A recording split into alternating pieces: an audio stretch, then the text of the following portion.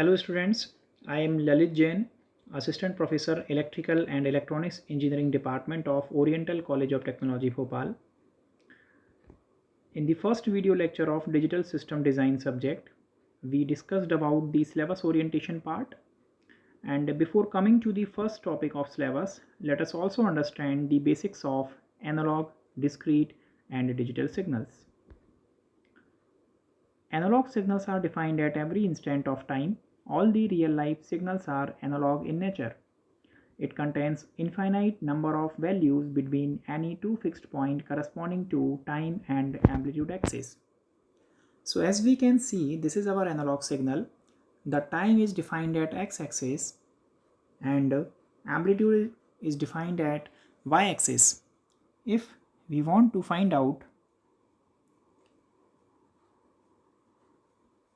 the values between these 2 points, so we can say that there are infinite possible values between these 2 points. By sampling the analog signal, the discrete signals are obtained. The discrete signals are defined only at specific time. The discrete signals has discretized or finite values at time axis. Let us say the axis is x and may have infinite values at amplitude axis. Let us say the axis is y. The discrete time signal is a subset of analog signal.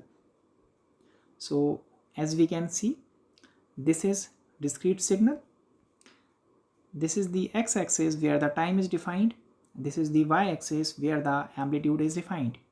At time axis, the values are finite. They are in the form of 0, 1, 2, 3, 4 and so on. While at y-axis, the amplitude is defined and the values are infinite. They are in the form of 1, 1.5, 2, 2.1, 2.3, 4, 4.5, 5.1 and so on.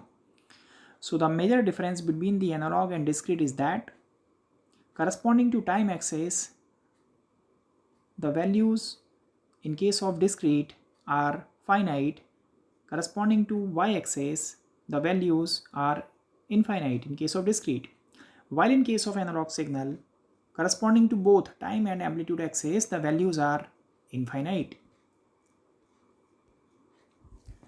Quantization is the process by which we discretize the amplitude of given discrete signal. After quantization, the signal converted into digital signal. The digital signal has discretized time and discretized amplitude. Also, quantization error can be minimized by increasing the level corresponding to amplitude axis. The digital signals are used in the communication process to minimize the effect of noise. So as we can see, this is our discrete signal and this is digital signal. In case of discrete signals, we have finite values corresponding to time axis while infinite values corresponding to amplitude axis. In case of digital signals, we have finite values corresponding to both time and amplitude axis. So this is the difference between discrete and a digital signal. Analog versus digital, if we talk about these two signals, analog represents the numerical values of quantity as a continuous range of values between two expected extreme values. For example, the temperature of oven settable anywhere from 0 to 100 degrees centigrade may be measured as 65 degrees centigrade, 64.96 degrees centigrade, 64.9579 degrees centigrade and so on, depending upon the accuracy of measuring instrument. Similarly, voltage across certain component in electronic circuit may be measured as 6.5 volt, 6.487 volt and so on.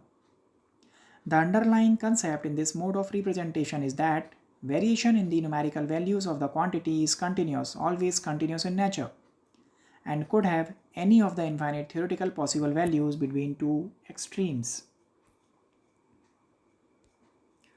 While in case of digital, it represents numerical values of the quantity in the steps of discrete values. The numerical values are mostly represented using binary numbers. For example, the temperature of oven may be settable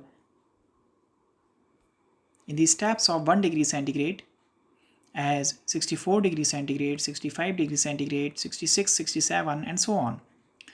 So the summary behind all these possible three signals like analog, discrete and digital is that in case of analog, There are infinite values in between two fixed points corresponding to time and amplitude axis.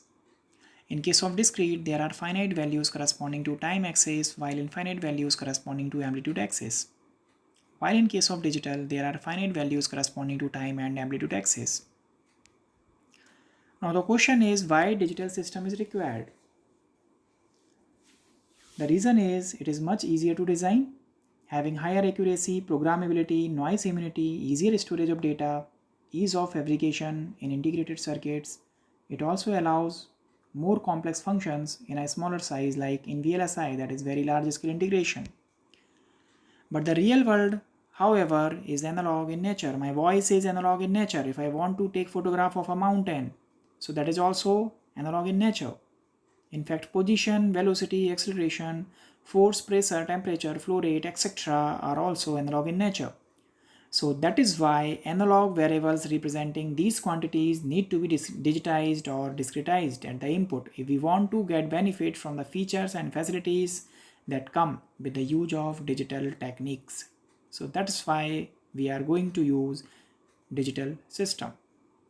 In a typical system dealing with analog inputs and outputs, analog variables are digitized at the input with the help of A to D converter or analog to digital converter and reconverted back to analog form at the output using digital to analog converter block.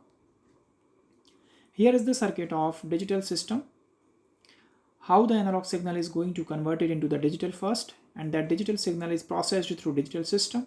At the output of digital system, the digital signal is present, and once again the digital signal is converted again to analog with the help of digital to analog converter. As a analog to digital converter, we have counter type A to D converter, integrating type A to D converter, successive approximation type A to D converter, sigma type A to D converter, and so on.